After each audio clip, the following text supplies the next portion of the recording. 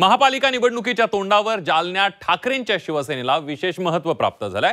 काँग्रेसला रामराम करत भाजपमध्ये गेलेल्या कैलास गोरंट्याल यांनी स्वबळाचा नारा दिलाय, तर शिवसेनेलाही आपली ताकद वाढवण्याच्या तयारीत आहे आणि त्यामुळे भाजप आणि शिवसेनेकडून जालन्यात ठाकरेंच्या शिवसेनेला ऑफर देण्यात आल्या। जालन्यात ठाकरेंची शिवसेना सर्वांना का हवीशी वाटते, बघूया त्याबद्दल एक रिपोर्ट।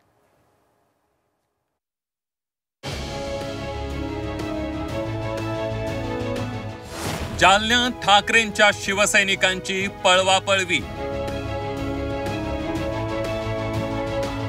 भाजप आणि शिवसेनेला हवी आहे ठाकरेंच्या पक्षाची साथ। शिवसेनेच्या फुटीनंतर ठाकरेंची शिवसेना आणि शिंदेंच्या शिवसेनेत विस्तवही जात नसल्याचं चित्र आहे। राज्यात प्रत्येक ठिकाणी दोन्ही शिवसेना आमने सामने उभ्या ठाकल्याचं पाहायला मिळत आहे। मात्र जालन्याच्या राजकारणात एक भलतंच चित्र पाहायला मिळत आहे, कारण जालन्यात ठाकरेंच्या शिवसेनेला प्रचंड महत्त्व प्राप्त झालंय।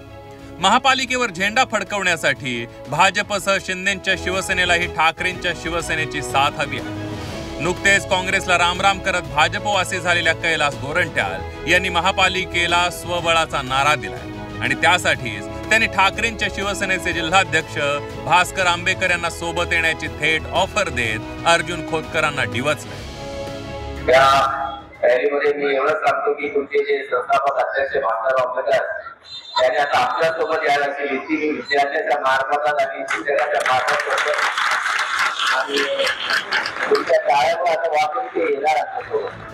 गोरंट्याल यांच्या आधी शिवसेना नेते अर्जुन खोतकर यांनीही ठाकरेंच्या शिवसेनेला सोबत येण्याचा प्रस्ताव दिल्याची चर्चा जिल्ह्याच्या राजकारणात सुरू आहे। त्यातच स्थानिक पातळीवर निर्णय झाल्यास अर्जुन खोतकर योग्य तो निर्णय घेतील असं म्हणत शिवसेना नेत्यांनी या चर्चेला नकारही दिलेला नाहीये।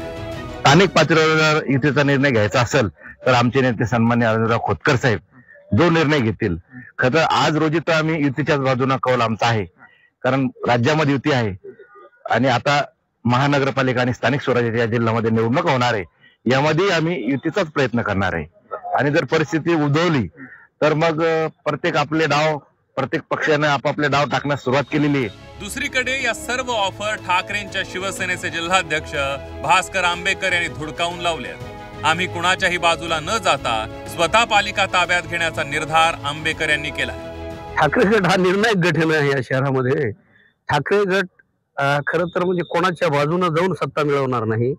ठाकरे गट स्वतःच पुढाकार घेईल आणि या महानगरपालिकेची सत्ता ठाकरे गट मिळवेल, कारण की आज या शहरामध्ये अनेक असे प्रश्न आहेत आणि या शहरातल्या नागरिकांनी निश्चितपणाने मी नगराध्यक्ष असतानाच्या कार्यकाळातल्या सर्व मी केलेल्या कामांचे सर्व काय आहे या शहरातल्या नागरिकांना माहिती आहे। जालना नगर परिषदेचं रूपांतर आता महापालिकेत झालंय, त्यामुळे महापालिकेचा पहिला महापौर आपल्याच पक्षाचा करण्यासाठी सर्वच पक्षांनी आपापल्या पद्धतीने डावपेच खेळायला सुरुवात केली आहे आणि याच सगळ्या राजकीय घडामोडींमध्ये ठाकरेंची शिवसेना जालन्यात निर्णायक ठरणार असल्यानं सर्वांना हवीशी वाटते।